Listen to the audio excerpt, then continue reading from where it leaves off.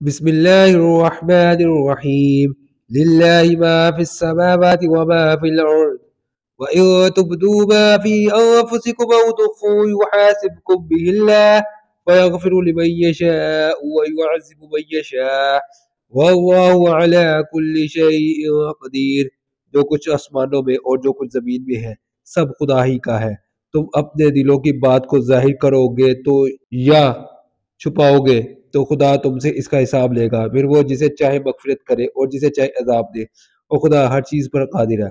آمن الرسول بما أنزل إليه من ربه والمؤمنون كلنا آمن بالله وملائكته وكتبه ورسله لا نفرق بين أحد من رسله وقالوا سمعنا وأطعنا غفرانك ربنا وإليك المصير۔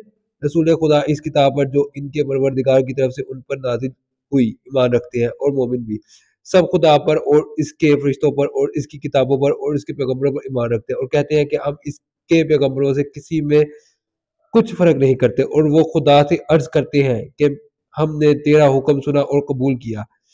اے پروردگار، ہم تیری بخشش مانگتے ہیں اور تیری ہی طرف لوٹ کر جانا ہے۔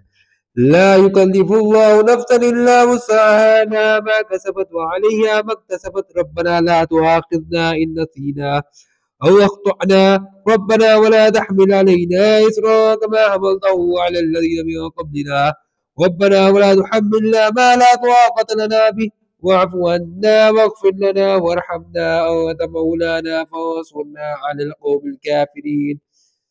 خدا کسی شخص کو اس کی طاقت سے زیادہ تکلیف نہیں دیتا، اچھے کام کرے گا تو اس کو ان کا فائدہ ملے گا، برے کرے گا تو اسے ان کا نقصان پہنچے گا۔